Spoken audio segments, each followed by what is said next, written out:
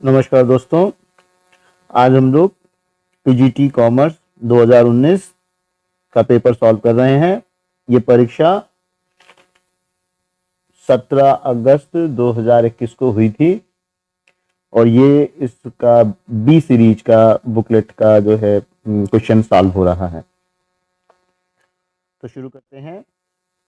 निम्न में से कौन सी मांग सिद्धांत में उपभोक्ता के संतुलन की मान्यता नहीं है? पहला ऑप्शन है संक्रामिकता, दूसरा है अनुकूलतम संतुष्टि, तीसरा है उपभोक्ता की पसंद स्थिर है और चौथा है इनमें से कोई नहीं। यहां पर पूछा गया है कि मांग सिद्धांत में उपभोक्ता के संतुलन की मान्यता नहीं है, पूछा गया है। ये इंपॉर्टेंट है कि इसमें जो भी पूछा गया है वो नॉट पूछा गया है और कभी कभी जल्दी में ये ध्यान नहीं देते हैं, तो इसमें ध्यान देना पड़ेगा। ये नहीं पूछा गया है, इसलिए संक्रामिकता, अनुकूलतम संतुष्टि और उपभोक्ता की पसंद स्थिर है, ये तीनों ही हैं। तो नहीं है पूछा है, इसलिए सही उत्तर हो जाएगा इनमें से कोई नहीं। दूसरा क्वेश्चन है, जब अंशों का हरण किया जाता है तो अंश पूंजी खाता डेबिट किया जाता है।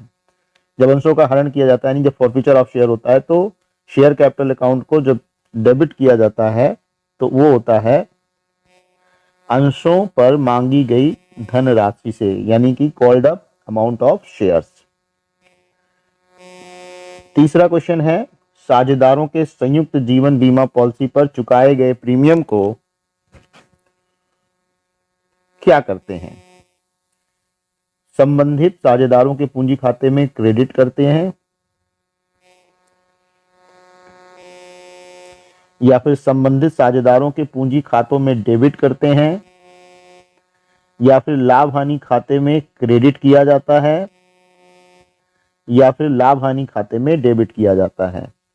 तो ये जो ज्वाइंट लाइफ पॉलिसी होती है, इसका जो प्रीमियम होता है ये एक तरीके का एक्सपेंसेस होता है और ये जो एक्सपेंसेस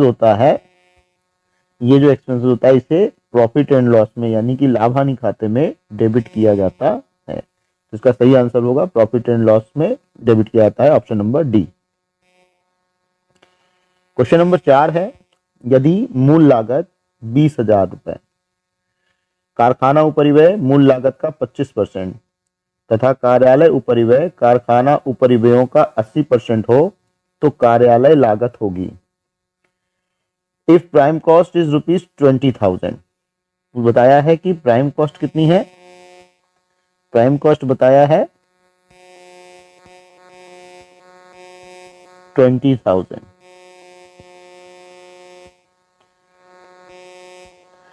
और कह रहा है factory overhead are 25% of prime cost.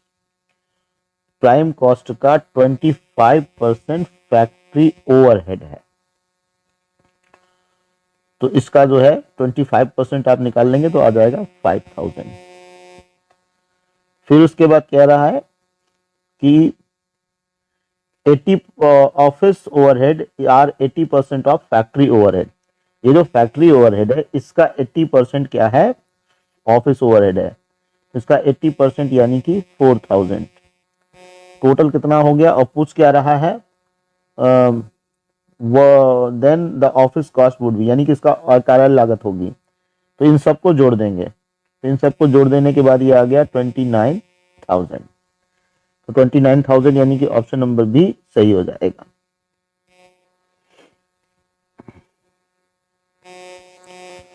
अब बढ़ रहे हैं क्वेश्चन नंबर 5 की तरफ। मार्जिन ऑफ सेफ्टी, सुरक्षा सीमा से तात्पर्य है। सुरक्षा सीमा क्या होती है? सुरक्षा सीमा से तात्पर्य पूछ रहा है, सुरक्षा सीमा क्या होती है?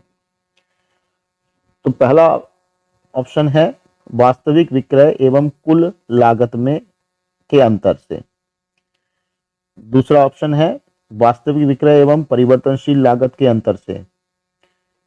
तीसरा ऑप्शन है वास्तविक विक्रय एवं स्थिर लागत के अंतर से और चौथा ऑप्शन है वास्तविक विक्रय एवं सम विच्छेद विक्रय के अंतर से। तो जो मार्जिन ऑफ सेफ्टी होता है वो difference between actual sale and break even sale, इन दोनों के बीच का डिफरेंस होता है। तो इसका जो सही आंसर होगा वो होगा ऑप्शन नंबर डी। आगे बढ़ते हैं, क्वेश्चन नंबर 6, निम्नलिखित में कौन सी कंपनी की एक विशेषता नहीं है। फिर यहां गौर करने वाली बात आ गई, यहां पर पूछा गया है नहीं है। Which of the following is not a characteristics of a company. तो जब भी क्वेश्चन सॉल्व करिएगा आप पहले इन क्वेश्चंस में जहां नहीं हो उसको अंडरलाइन कर लेना, ताकि पता रहे कि यहाँ पर हमें नेगेटिविटी देखनी है आंसर में, क्योंकि अगर ये ध्यान नहीं रहता तो हमेशा गड़बड़ होने के चांसेस रहते हैं। तो क्वेश्चन है which of the following is not a characteristics of a company. तो कंपनी एक नॉन कॉर्पोरेट बॉडी होती है। ऑप्शन ए है non corporate body, option B है आर्टिफिशियल पर्सन, ऑप्शन सी है परपेचुअल सक्सेशन और ऑप्शन डी है सेपरेट लीगल एग्जिस्टेंस। तो भैया पृथक वैधानिक अस्तित्व तो होता है, शाश्वत उत्तराधिकार भी होता है और कंपनी एक कृत्रिम व्यक्ति भी होती है, लेकिन कंपनी एक इनकॉर्पोरेटेड बॉडी होती है, नॉन कॉर्पोरेट बॉडी नहीं होती है। तो इसलिए यहां पर चूंकि नहीं पूछा गया है तो ये वाला ए ऑप्शन सही हो जाएगा इसका।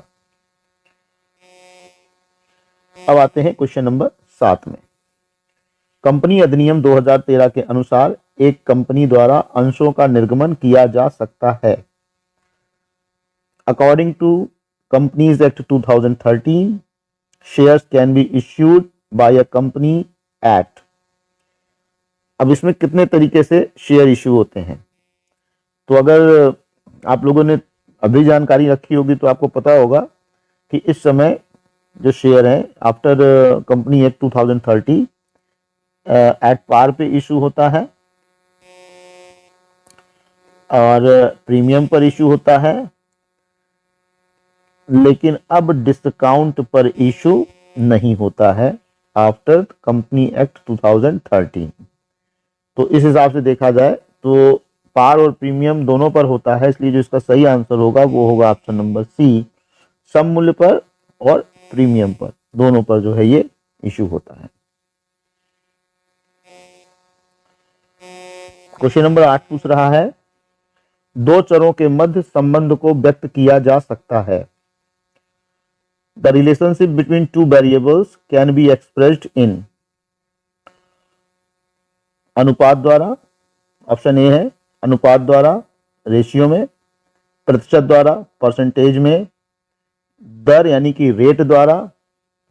तो भाई जब टू वेरिएबल्स होते हैं तो उनके बीच में जब एक्सप्रेस करना रहता है रिलेशनशिप, तो वो रेशियो में भी एक्सप्रेस हो सकता है, यानी कि 2:1 भी हो सकता है, परसेंटेज में भी हो सकता है 3% और 5% हो सकता है इस तरीके से, और रेट भी हो सकता है, और देखा जाए तो तीनों तरीके से हो सकता है, इसलिए इसका जो सही ऑप्शन होगा वो होगा ऑल ऑफ दी अबव यानी डी।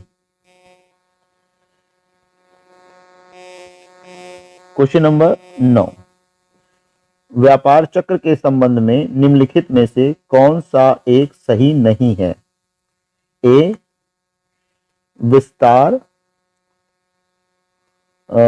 ये हिंदी में लिखा हुआ है, इसको इंग्लिश में समझ लेते हैं।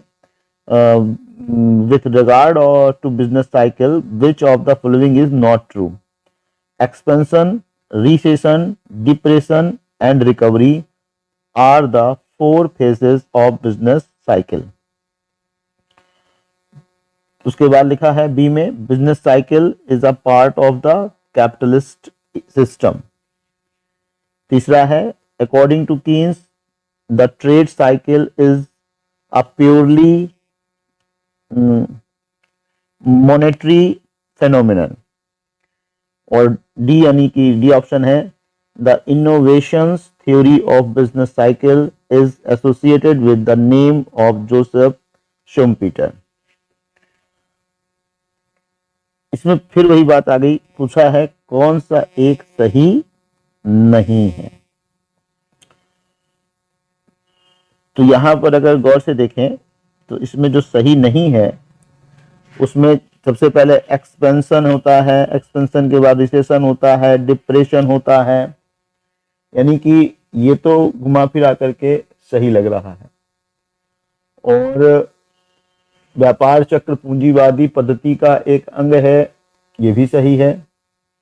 और व्यापार चक्र का नवाचार सिद्धांत जोसेफ शुम्पीटर ने दिया है, तो शुम्पीटर का नवप्रवर्तन का सिद्धांत, इसमें कोई दो राय नहीं, ये भी सही है।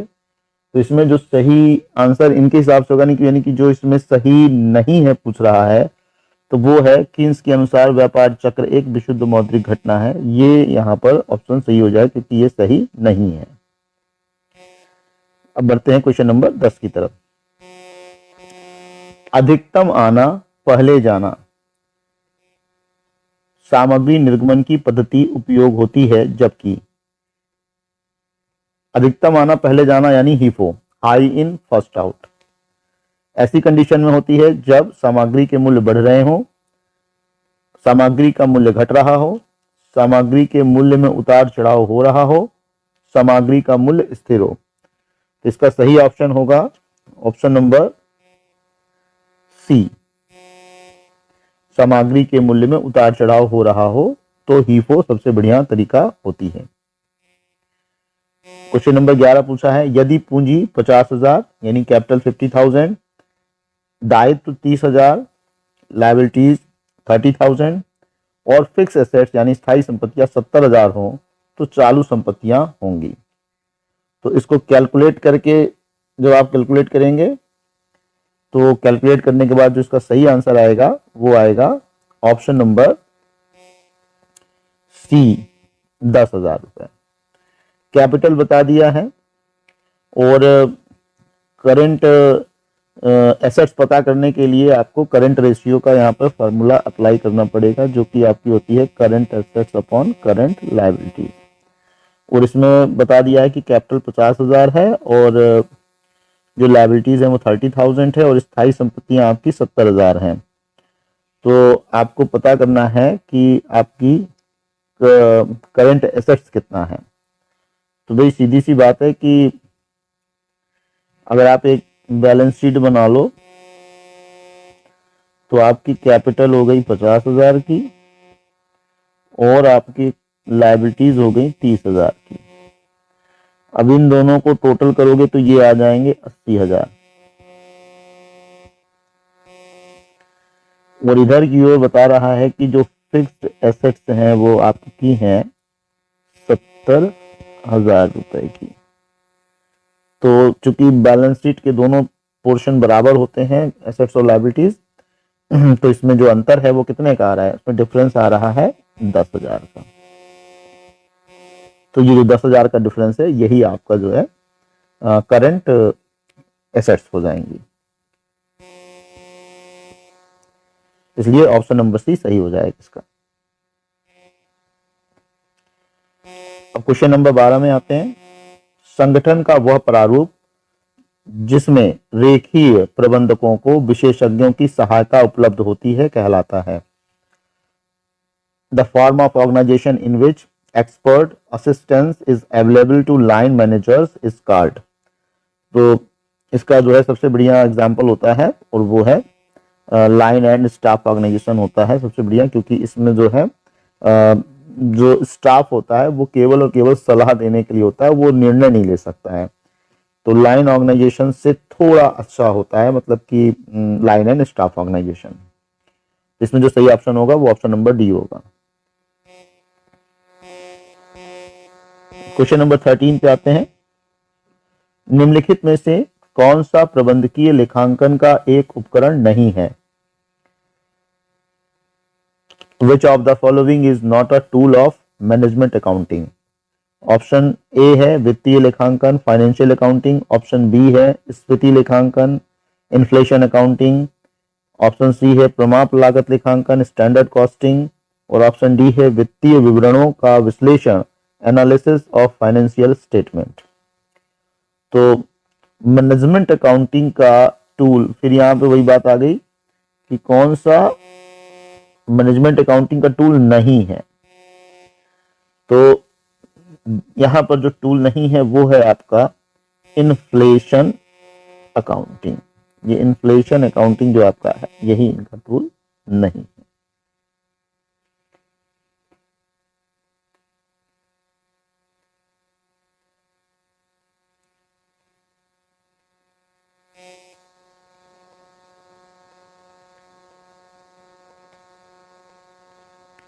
आगे बढ़ते हैं क्वेश्चन नंबर 14 पे। समविच्छेद बिंदु से तात्पर्य है। Break even point means A sales into PV ratio minus variable cost, B sales into PV ratio plus fix cost, C sales into PV ratio minus fix cost, और D sales into PV ratio plus variable cost. तो इसमें break even point का जो formula है वो है आपका sales into PV ratio minus fix cost. तो सही ऑप्शन हो जाएगा option number C.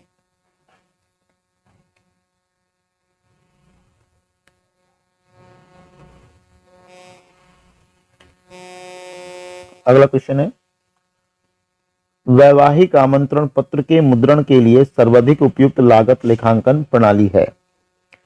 For printing of wedding invitation card the most appropriate costing system is process costing, contract costing, unit costing, job costing. तो छोटा काम है, छोटे काम के लिए सबसे बढ़िया आपका होता है जॉब कॉस्टिंग, यानी option number D. Question number 16 है 16। एक व्यक्ति द्वारा 10% का अधिभार देय है जहां उसकी कुल आय अधिक है। अब टोटल इनकम कितनी अमाउंट से ज्यादा होनी चाहिए जब उसको 10% सरचार्ज देना पड़ेगा? तो भैया 10% सरचार्ज देने के लिए जो उसकी टोटल इनकम होनी चाहिए वो होनी चाहिए 50 लाख रुपए से अधिक। कितना होना चाहिए? 50 लाख रुपए से अधिक होना चाहिए। 17th क्वेश्चन है, माल्थस के जनसंख्या सिद्धांत के अनुसार ए जनसंख्या अंकगणितीय रूप से बढ़ती है, बी खाद्यान्न उत्पादन ज्यामितीय रूप से बढ़ता है, सी जनसंख्या ज्यामितीय रूप से बढ़ती है, डी ए और बी दोनों। तो माल्थस का जनसंख्या सिद्धांत जो है उसके हिसाब से जनसंख्या जो होती है वो जियोमेट्रिकली बढ़ती है। तो इसका जो सही ऑप्शन हो जाएगा वो हो जाएगा ऑप्शन नंबर सी।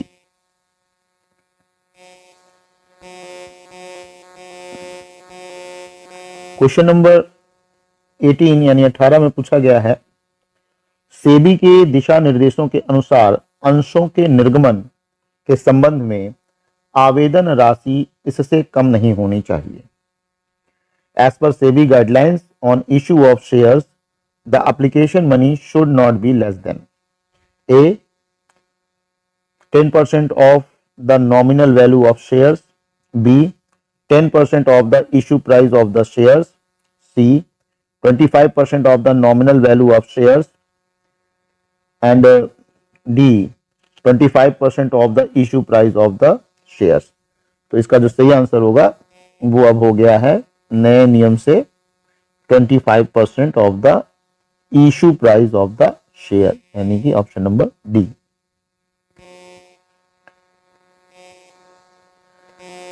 सांख्यिकीय विश्लेषण के अंतर्गत निम्नलिखित में से कौन सा एक गुण नहीं है? क्वेश्चन नंबर 19 है, which of the following is not an attribute under statistical analysis. तो इसमें पूछा है ऑप्शन नंबर ए में बहरापन यानी कि डीपनेस, ऑप्शन नंबर बी सुंदरता यानी ब्यूटी, ऑप्शन नंबर सी ऊंचाई यानी हाइट, और ऑप्शन नंबर डी अंधापन। तो यहां पर जो इसका तो वही पूछा है कौन सा गुण नहीं है, और जब नहीं है पूछा है तो गौर करने वाली बात है कि इसमें जो हाइट होगी यानी कि ऊंचाई, ये इसका एक गुण नहीं है सांख्यिकीय विश्लेषण में। इसका सही ऑप्शन हो जाएगा सी।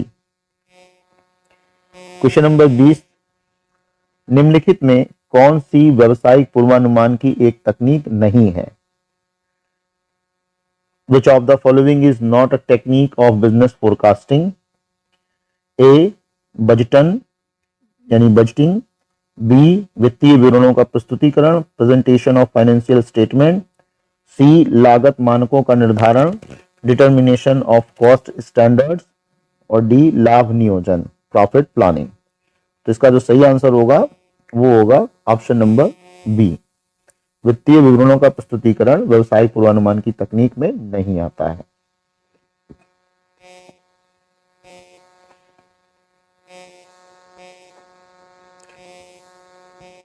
क्वेश्चन नंबर 21 है, व्यावसायिक पूर्वानुमान के संबंध में निम्नलिखित कथनों में से कौन सा एक सही नहीं है?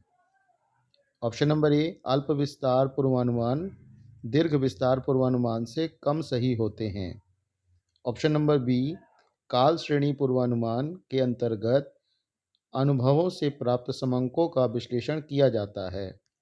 ऑप्शन नंबर सी, निर्देशांक पूर्वानुमान की विधियों में से एक हैं। ऑप्शन नंबर डी, व्यावसायिक पूर्वानुमान की न्यूनतम वर्गरीति की सर्वोपयुक्त रेखा भी कहते हैं। इसका सही उत्तर होगा ऑप्शन नंबर ए, सही उत्तर होगा इसका। क्वेश्चन नंबर 22, टेलर के क्रियात्मक संगठन में टोली नायक ए, कार्य की गुणवत्ता की जांच करता है, बी, आदेश व निर्देश जारी करता है, सी, उपकरण व मशीन तैयार करवाता है, और डी, उत्पादन लागत के निर्धारण के लिए आंकड़े संकलित करता है। इसका सही आंसर होगा answer number C. Question number 23 है, निम्नलिखित वाक्यों को ध्यान में रखते हुए एक सही विकल्प को पहचानिए। ए, जनांकिकीय संक्रमण सिद्धांत के अनुसार प्रथम चरण में जन्म दर निम्न होती है किंतु मृत्यु दर ऊंची होती है। बी, उनके मध्य अंतर अधिक होता है। ये दोनों ही इनके जो है कथन है, और ऑप्शन में पूछा है ऑप्शन नंबर ए केवल ए, ऑप्शन नंबर बी केवल बी, ऑप्शन नंबर सी ए और बी दोनों, और ऑप्शन नंबर डी ना तो ए और ना तो बी। तो इसका जो सही जवाब होगा वो होगा ऑप्शन नंबर डी, ना तो ए और ना तो बी। क्वेश्चन नंबर 24 है, किसी अंश के निर्गमन मूल्य पर अंकित मूल्य का आधिक्य कहलाता है। Excess of face value over issue price of a share is called. ये बहुत ध्यान देने वाली बात है, क्योंकि आमतौर पर हम लोग इसे प्रीमियम के ही क्वेश्चन ज़्यादातर लगाते हैं, लेकिन यहाँ पर जो इन्फॉर्मेशन है वो है निर्गमन मूल्य पर अंकित मूल्य का आधिक्य, यानी कि अंकित मूल्य ज़्यादा है और निर्गमन मूल्य कम है। और जब इशू प्राइस कम होता है और जो है इसका फेस वैल्यू ज़्यादा होता है, तो उस कंडीशन में ये हो जाता है, इसको बोलते हैं डिस्काउंट, यानी डिस्काउंट पर इशू होता है। इसका सही आंसर होगा option number B. Question number 25 कह रहा है, ज्ञात है समता अंश पूंजी 3 लाख रुपए, 7% पूर्वाधिकार अंश पूंजी 2 लाख रुपए, संचय एवं आधिक्य 1 लाख रुपए, 8% ऋण पत्र 4 लाख रुपए, कुल संपत्तियां 10 लाख रुपए। पूछा है कैपिटल गियरिंग रेशियो, तो कैपिटल गियरिंग रेशियो का जो सही आंसर होगा इसमें वो होगा ऑप्शन नंबर सी, 0.67:1।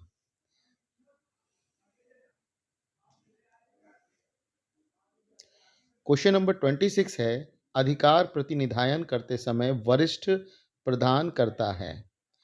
जब डेलीगेशन ऑफ अथॉरिटी होती है तो सुपरवाइजर क्या करता है, क्या चीज़ जो है ट्रांसफ़र करता है?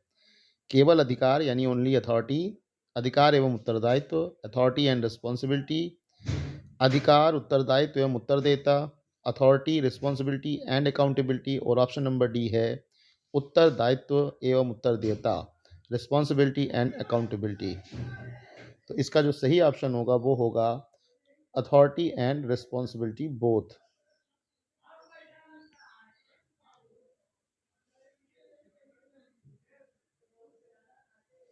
क्वेश्चन नंबर 27 है, उत्पादन लागत होती है ए, मूल लागत प्लस कारखाना उपरिव्यय, बी, कारखाना लागत प्लस प्रशासनिक उपरिव्यय, सी, प्रत्यक्ष लागत प्लस अप्रत्यक्ष व्यय, और डी मूल लागत प्लस प्रशासनिक उपरिव्यय। तो प्रोडक्शन कॉस्ट क्या होती है? तो प्रोडक्शन कॉस्ट होती है जिसको कि हम कहते हैं हमारा जो है फैक्ट्री कॉस्ट और ऑफिस ओवरहेड दोनों को मिला करके जो होती है, तो वही हमारी प्रोडक्शन कॉस्ट होती है। तो इसमें जो सही आंसर होगा वो होगा option number B. Question number 28 कह रहा है मंदी के बाद आता है या मंदी के बाद आती है। After recession comes. तो मंदी के बाद क्या आता है? तो मंदी के बाद इसमें जो सही आंसर होगा ऑप्शन नंबर ए है समृद्धि, बी है अवनति, सी है पुनरुत्थान और डी है स्थिरता। तो जो सही ऑप्शन होगा वो होगा डिप्रेशन, यानी कि ऑप्शन नंबर बी।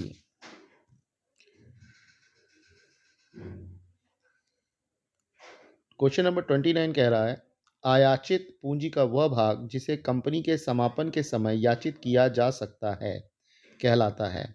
ए अधिकृत पूंजी यानी अथराइज कैपिटल, बी निर्गमित पूंजी यानी इश्यूड कैपिटल, सी प्रार्थित पूंजी यानी सब्सक्राइब्ड कैपिटल और डी संचित पूंजी यानी रिजर्व कैपिटल। तो इसका जो सही आंसर होगा वो होगा option number D reserve capital. Question number 30 है साझेदारी का समापन जिस कारण हो सकता है वो है। ए साझेदार की मृत्यु, बी किसी साझेदार का दिवालिया होना, सी सभी साझेदारों की सहमति द्वारा और डी उपयुक्त सभी।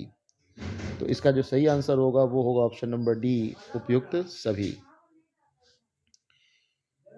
क्वेश्चन नंबर 31 है स्थायी संपत्तियों पर ह्रास की गणना की जाती है उनके।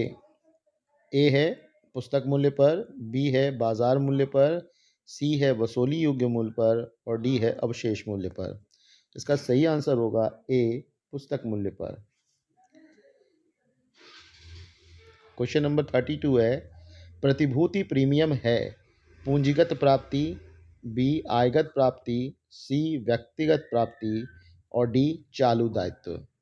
इसका सही आंसर होगा प्रतिभूति यानी कि सिक्योरिटी प्रीमियम एक तरीके का कैपिटल रिसिप्ट होता है, ऑप्शन नंबर ए।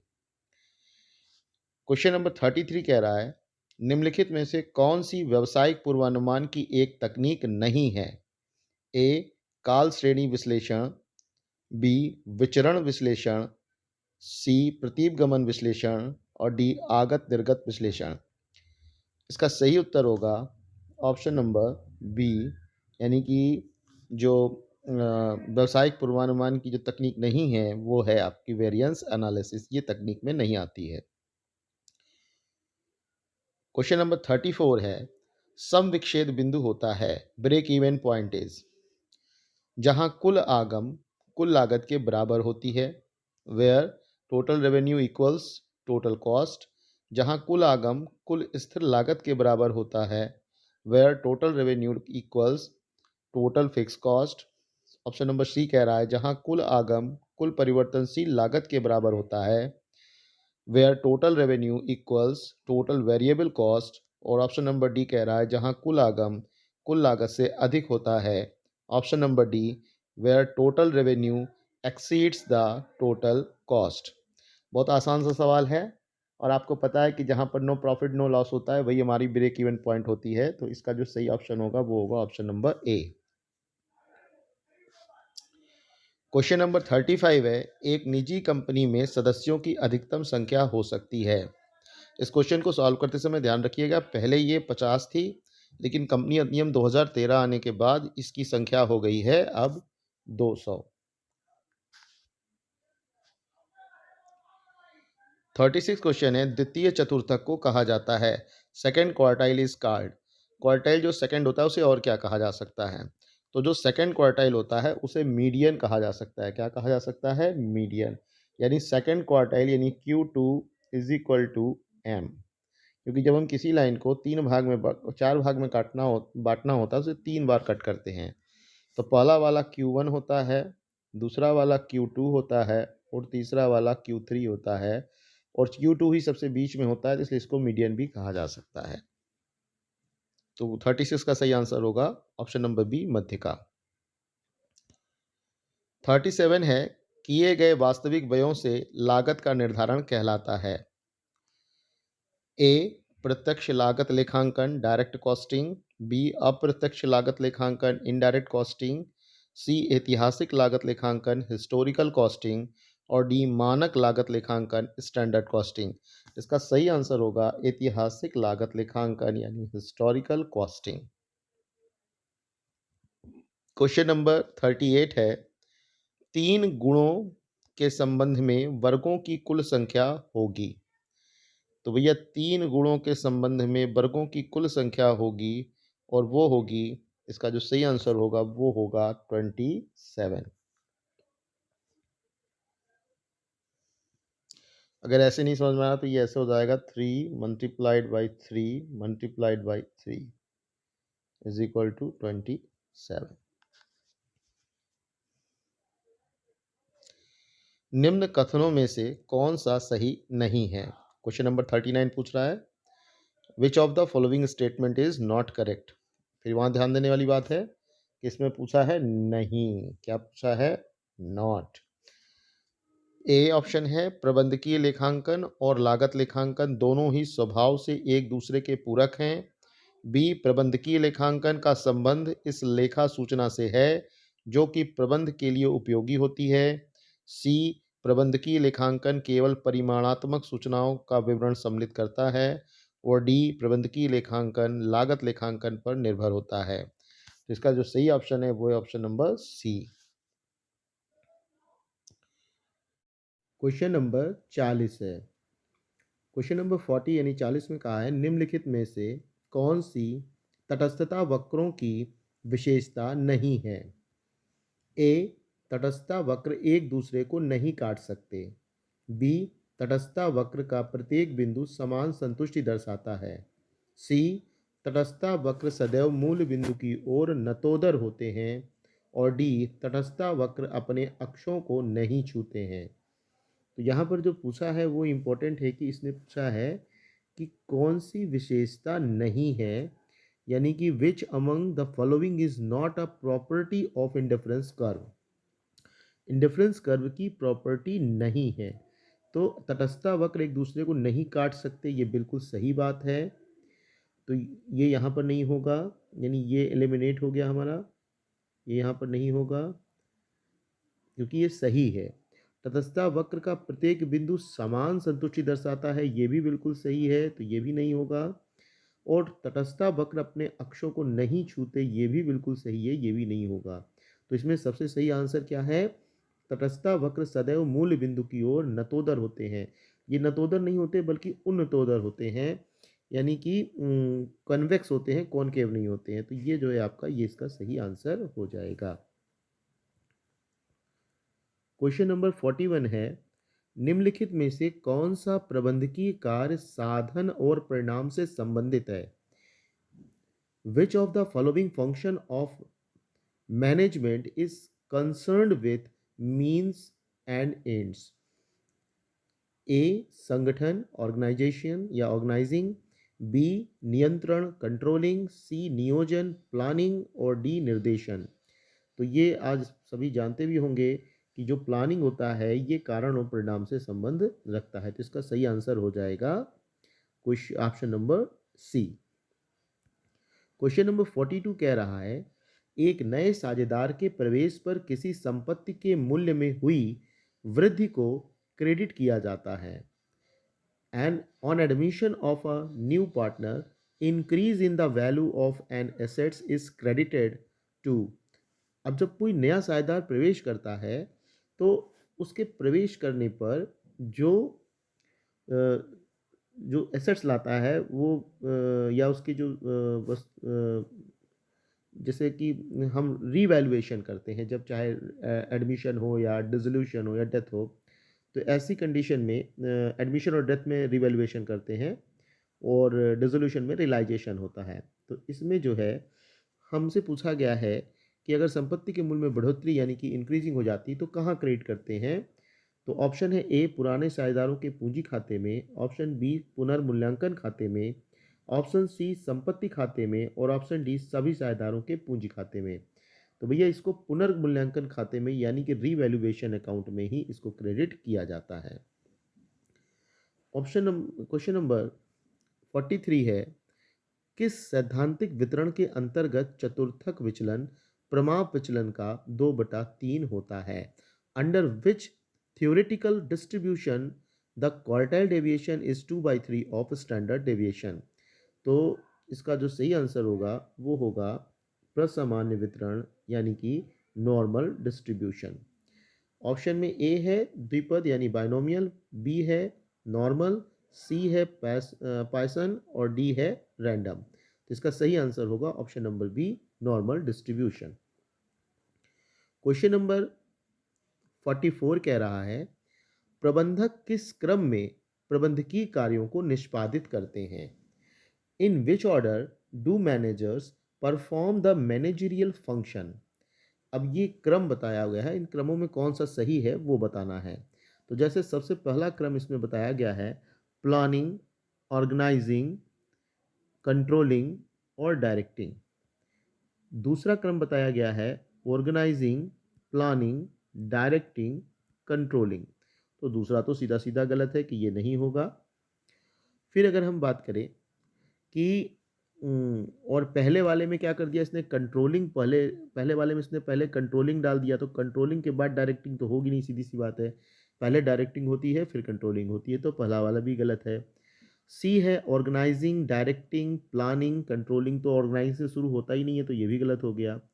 और लास्ट है डी जो कि सही होगा, प्लानिंग, ऑर्गेनाइजिंग, डायरेक्टिंग और कंट्रोलिंग। तो यही वाला हमारा सही होगा, ऑप्शन नंबर डी बिल्कुल सही है।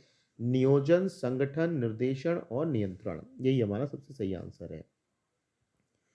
क्वेश्चन नंबर 45 है, वार्षिक उपनति समीकरण y is equal to 30 plus 3.6x को मासिक उपनति समीकरण में परिवर्तित कीजिए।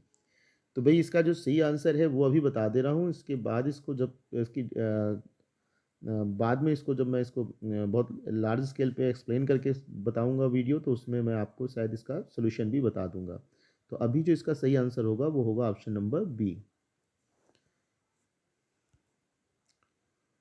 क्वेश्चन नंबर 46 है, एक वर्ष के दौरान देश में उत्पादित वस्तुओं एवं सेवाओं के कुल मूल्य को कहा जाता है।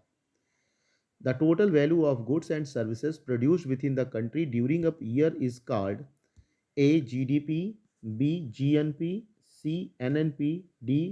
NDP। तो एक वर्ष के दौरान देश में उत्पादित वस्तुओं और सेवाओं की मात्रा को कहा जाता है जीडीपी। क्या कहा जाता है? जीडीपी, यानी ऑप्शन नंबर ए इसका सही ऑप्शन है। क्वेश्चन नंबर 47 है, किसी अनुबंध की अनुपस्थिति में एक अवकाश ग्रहण करने वाले साझेदार की फर्म में हिस्सेदारी को शेष साझेदार क्रय करेंगे। In the absence of an agreement, retiring partner share in the firm will be purchase by the remaining partners in the. तो जब कोई भी अनुबंध नहीं है और ऐसी कंडीशन में जो अवकाश ग्रहण करने वाला साझेदार है उसके जो उसका हिस्सा बचता है उसे कैसे साझेदार क्रय करेंगे? तो इसका जो सही ऑप्शन है, अगर कुछ भी नहीं लिखा हुआ है तो इसको ए में पूछा है पूंजी अनुपात में, बी में पूछा है लाभ अनुपात में, सी में पूछा है समान अनुपात में और डी में पूछा उपरोक्त में से कोई नहीं। तो इसका सही ऑप्शन होगा ऑप्शन नंबर बी, लाभ अनुपात में। क्या होगा इसका सही आंसर? ऑप्शन नंबर बी, लाभ अनुपात में, प्रॉफिट शेयरिंग रेशियो में। क्वेश्चन नंबर 48 है, एक नए उत्पाद का परिचय कराने हेतु विज्ञापन पर किया गया भारी प्रारंभिक व्यय वर्गीकृत किया जाता है। एक नए उत्पाद का परिचय कराने, यानी जबकि कोई नया प्रोडक्ट मार्केट में एंट्री करता है तो उसका परिचय कराने के लिए जो भारी भरकम पैसे खर्च किए जाते हैं। तो आप सभी लोगों को अच्छे से पता होगा कि जब एडवर्टीजमेंट में या प्रिलिमिनरी एक्सपेंसेस में जब भारी भरकम खर्चे हो जाते हैं तो उनको एक बार में अगर हम प्रॉफिट लॉस से रिटर्न ऑफ करेंगे तो हमारा हो सकता है प्रॉफिट माइनस में चला जाए।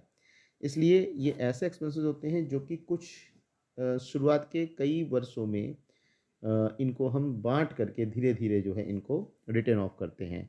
इनको कहा जाता है डेफर्ड रेवेन्यू एक्सपेंडिचर। तो इसका जो सही आंसर होगा वो होगा option number D, deferred revenue expenditure या स्थगित आयगत व्यय। क्वेश्चन नंबर 49 है, विभिन्न विभागों में विभिन्न स्तर के लोगों के मध्य सूचना के प्रवाह को जिस रूप में जाना जाता है उसे कहते हैं।